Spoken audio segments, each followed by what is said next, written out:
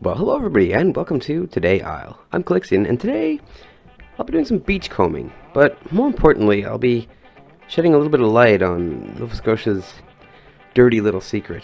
Well, I guess it might be the lobster fishing industry's dirty little secret. So, this is about a week and 2 days after the big Cyclone-Bomb, or, well, we call them nor'easters here. Big storm, almost like a winter hurricane, came and smashed our coastline. And I thought I'd do some beach combing. I tried to do it that weekend, but of course the snow was covering everything, so I couldn't really see anything, but the snow has melted. It's a nice warm Saturday, so I'm going to go out and take a look.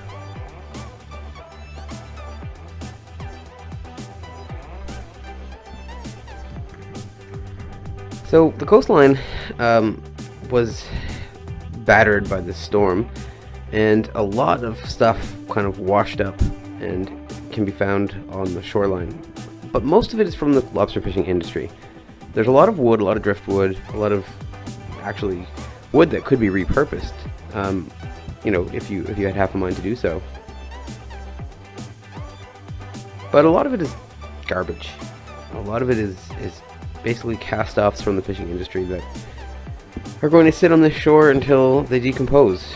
Maybe someday. And that's pretty crappy, in my opinion. Just because nobody is taking responsibility to clean up this shoreline. In fact, probably nobody knows that it's even this messed up.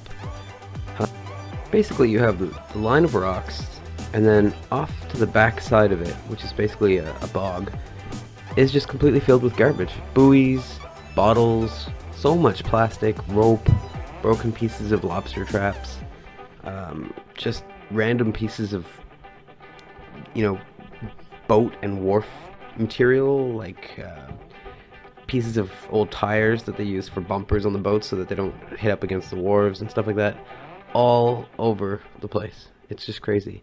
This line of rocks you're looking at here was probably about 3 to 4 feet taller before the storm, and you can see the line where the waves washed the rocks right into the bog here. And here's all that stuff. You can just see so much detritus. Wood is the least of my worries. I mean, that stuff is, you know, it'll decompose. I can reuse it. I do sometimes come out here and collect some of the wood, but it's these oil cans and this rope and all these other pieces of plastic that, well, basically, they're never going to go away. They're always going to be here. It's like walking through a junkyard. You know, and I thought this place was very beautiful and, you know, spectacular, really. It's not a beach, but it's a nice place to hang out, and you can do activities in the summer and in the winter here. But now, after this storm, it's just so much garbage. It's kind of gross. There's no smell associated with it. I mean, the seaweed will eventually decompose, and that does have a bit of an odor, but it's not that bad. And like all this plastic and stuff doesn't really have an odor, but it's unsightly. It's really nasty.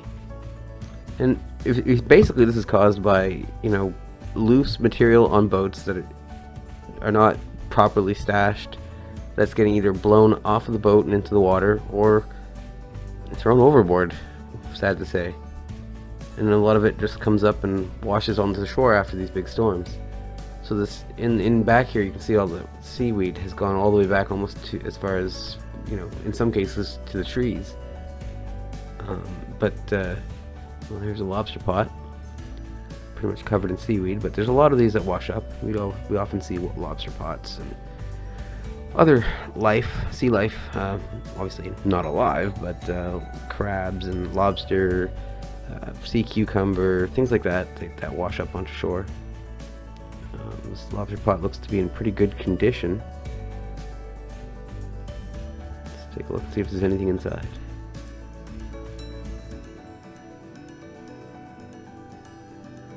A lot of sea sponge, you can see it here on the ground. Looks like the lobster pot is empty. But yeah, perfectly usable.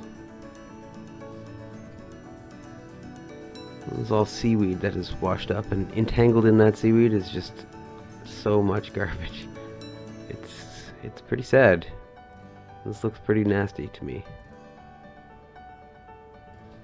You can see here how the rocks have just kind of washed over. I mean, this garbage situation isn't as bad as some. Like, This would be the sea of plastic in the middle of the Pacific, but you know, it's still nasty. It's still bad, even though it's not as bad. You know, this is close to home, like literally. This is where I live, and I don't like to see this kind of trash. So I will have to try to come out and do some cleaning, even though it's not my garbage. Lots of lumber, lots of big lumber. It's pretty impressive how powerful this storm was. Where I'm standing now, looking this way, these were all like tall cattails that were growing in a bog, and now they've been completely flattened by the ocean. Pretty crazy. It's the sheer volume of plastic that bothers me so much here. I mean, you can't walk 3 feet without finding another piece of plastic of some kind, whether it's an old bottle or, you know, rubber of some kind, whatever it might be. Here's an infographic that shows how long it takes for that type of stuff to actually break down, and it's sad. Like, even the most basic plastics take 400 years to decompose. 400 years it's going to be sitting on my beach. We did find something kind of interesting here. Not exactly sure what it is, but it's a very large spinal column. Here's my boot. So Silas is going crazy. He wants a bite, but no, that's pretty gross. So someone lost their spinal column. Yeah, you never know what you're going to find after these storms.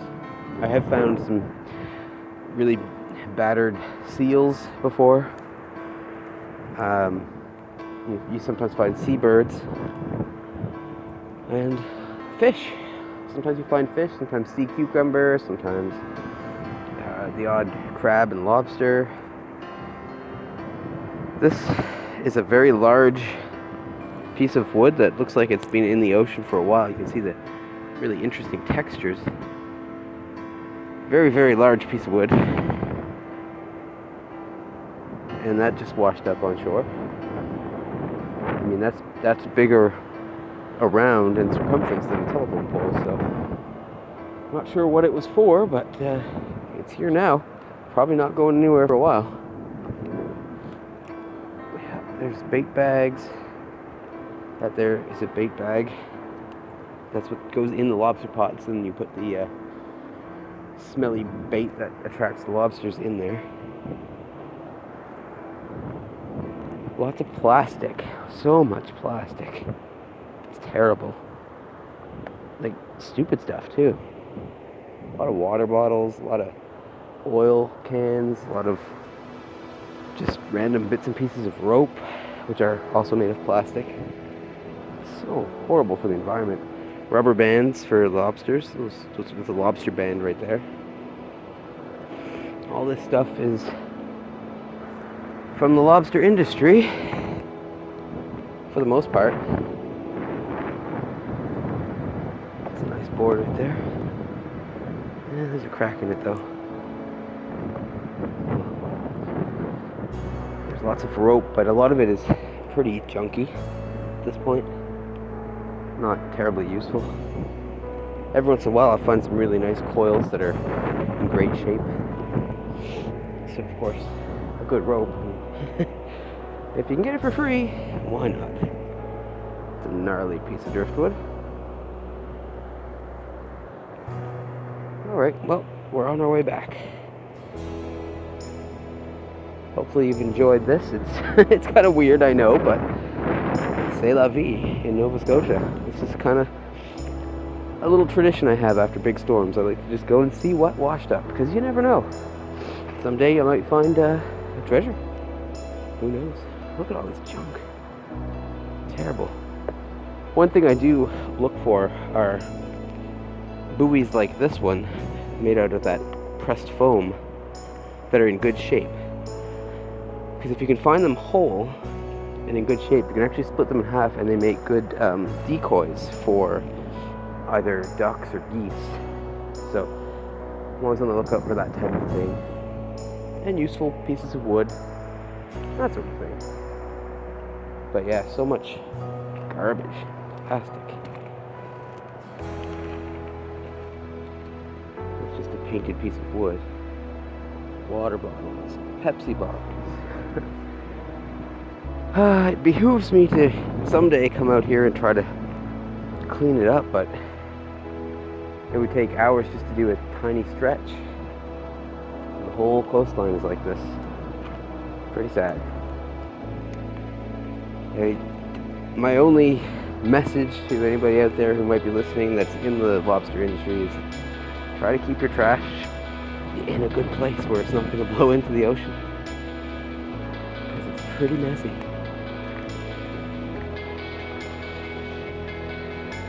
It's a very flimsy piece of wood. Don't have to worry about that. Alright, well, there's a propane cylinder. I appreciate you tuning in, and I'll see you next time. See ya.